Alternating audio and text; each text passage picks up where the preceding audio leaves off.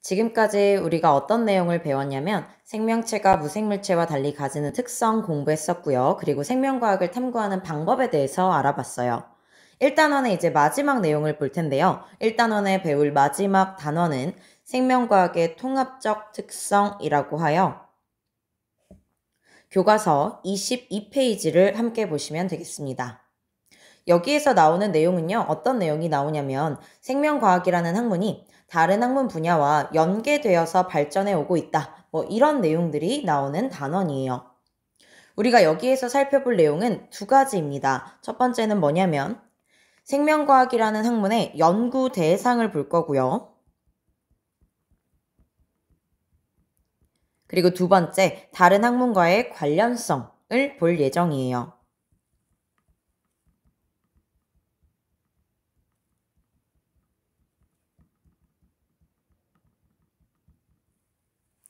먼저 생명과학이란 학문이 어떤 학문이냐에 대해서 알아봅시다. 여러 번 얘기해 오고 있듯 생명과학은요, 생명체를 다루는 학문이에요. 생명체에서 일어나는 여러 가지 현상을 탐구하는 학문이죠.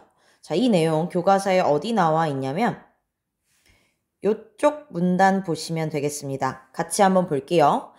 생명체를 다루는 학문인데, 생명과학은 생명체를 다루는 학문인데 생명체에서 일어나는 여러 가지 현상을 탐구하는 학문이래요. 근데 탐구하는 것에서 끝나는 것이 아니라 이것을 의료 분야나 환경 분야나 신약 개발 등 인류가 당면한 여러 가지 문제를 해결하는데 활용하고 있는 학문입니다.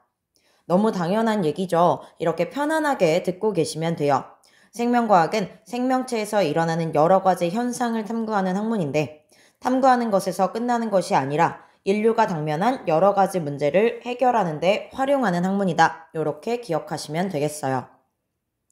그렇다면 생명과학이라는 학문의 연구 대상은 무엇이냐? 생명체를 다루기 때문에 생명과학의 가장 기본된 연구 대상은 생명체, 즉 하나의 개체이죠. 하나의 개체가 생명과학의 연구 대상이 됩니다. 그런데 개체만 연구하는 것이 아니라 그 개체를 구성하고 있는 다양한 기관도 생명과학의 연구 대상이 되고요. 그 기관을 구성하고 있는 조직, 그리고 그 조직을 구성하고 있는 여러 세포, 그리고 그 세포를 구성하고 있는 다양한 분자들까지가 모두 생명과학의 연구 대상이 되겠습니다. 이렇게 미시적인 대상도 생명과학의 연구 대상이 될 수 있지만 조금 더 큰 범위로 나아가서 개체가 모인 개체군도 생명과학의 연구 대상이 될 수 있고요. 개체군이 모여있는 군집도 생명과학의 연구 대상이 될 수 있습니다. 그리고 이 군집이 모인 생태계, 더 나아가 전 지구가 모두 다 생명과학의 연구 대상이다라고 알고 계시면 되겠어요. 이렇게 해서 우리가 배울 두 가지 중에 첫 번째 내용은 살펴봤습니다. 생명과학의 연구 대상에 대해서 공부를 해봤죠.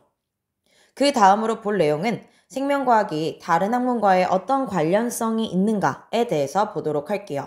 모든 학문이 그렇듯 생명과학이라는 학문도 혼자 발전해 온 것은 아니에요. 다른 학문과 서로 영향을 주고받으며 발전해 왔고요. 앞으로도 그렇겠죠. 예를 한번 들어서 어떻게 서로 영향을 주고받으며 발전해 왔는지 알아볼게요.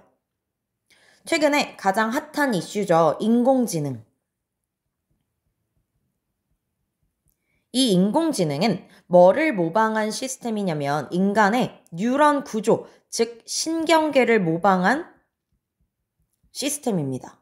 이처럼 생명과학의 지식은 컴퓨터 공학이나 인공지능과 같은 다른 분야에 이렇게 발전해 이바지할 수 있어요. 생명과학이 다른 학문의 발전에 영향을 줄 수도 있지만 다른 학문이 생명과학의 발전에 영향을 줄 수도 있겠죠. 우리는 또 다른 예시를 하나 살펴볼 텐데요. 물리학 지식이 생명과학의 발전에 영향을 준 사례를 한번 보도록 하겠습니다. 지금부터 설명할 이론적인 내용은 꼭 이해하지 않으셔도 돼요. 그냥 가볍게 듣고 계시면 되겠습니다. 생명과학에서 없어서는 안 될 실험 도구가 하나 있죠. 그게 뭐냐면 바로 현미경이에요. 현미경은 크게 나누면 두 가지 종류가 있습니다. 광학현미경이라는 것과 전자현미경이라는 현미경이 있는데 이 중에 광학현미경은 우리가 학교 실험실에서 흔히 볼 수 있는 현미경을 말해요.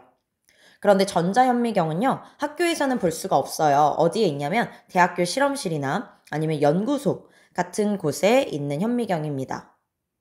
전자현미경 같은 경우에는 광학현미경에 비해 해상도가 훨씬 높아요.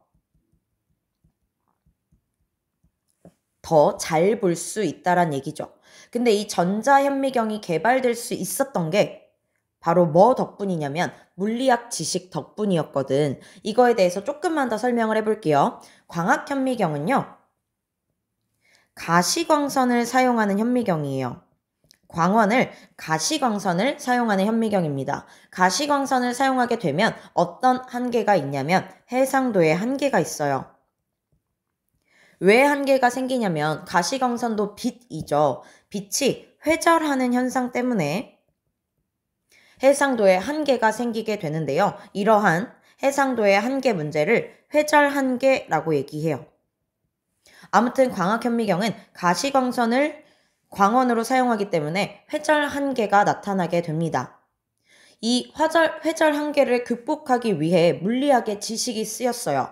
회절 한계를 극복하려면 가시광선보다 파장이 짧은 빛을 사용하면 해상도를 높이면서 회절 한계를 극복할 수 있다는 걸 물리학 지식 덕분에 알아낼 수 있게 돼요.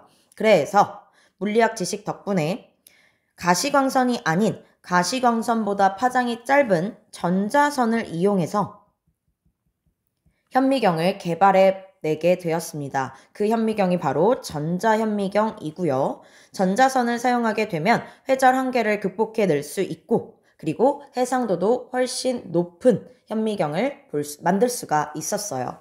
덕분에 전자현미경 덕분에 우리는 바이러스의 구조도 관찰할 수 있게 됐죠. 아무튼 결론은 이래요. 생명과학은 다른 학문에게 도움을 받아 발전하기도 하고요. 생명과학이 다른 학문에게 영향을 주어서 발전에 이바지하기도 합니다. 자, 이 결론만 사실 알고 계시면 돼요. 그래서 이 단원에서는 딱히 우리가 기억해야 할 내용이 많지 않기 때문에 자율과제를 제공할 예정입니다. 자율과제이기 때문에 여러분이 모두 다 필수로 참여할 필요는 없어요. 자율과제 내용은 교과서 24페이지를 함께 보시면 되겠습니다. 주제는 생명과학은 다른 학문 분야와 어떻게 연계되어 있을까예요. 생명과학이라는 학문과 자신이 관심 있는 학문이 연계된 사례를 찾아보는 과제입니다.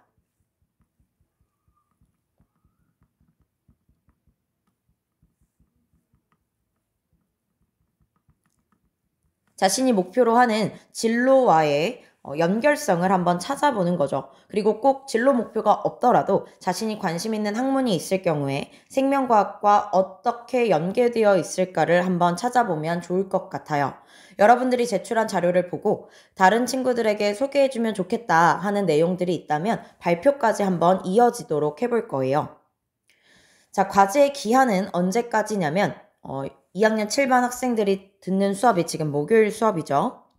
다음 주 목요일 오후 11시 59분까지 23시 59분까지 클래스룸에 업로드를 하시면 되겠습니다. 지금 클래스룸에 들어가 보면 과제가 하나 올라와 있을 거예요. 자, 5차시 생명과학의 통합적 특성이라는 주제로 과제를 하나 첨부해 놨습니다. 여기 첨부 파일을 클릭해 보시면 파일을 하나 올려놨어요. 포맷을 이미 만들어 놓긴 했는데 여러분이 이 포맷을 꼭 따를 필요는 없습니다. 여러분이 맘대로 수정해서 사용하셔도 무방해요. 자, 어쨌든 여러분들이 이제 자율적으로 생명과학과 여러분이 관심 있어 하는 학문과의 연관된 사례를 찾아본 후 여기에다가 한번 자료를 정리해 보도록 할게요. 자, 우리 이렇게 해서 1단원은 마무리를 짓도록 합시다. 다음 영상에서 이제 2단원의 내용을 들어가 보도록 하겠습니다.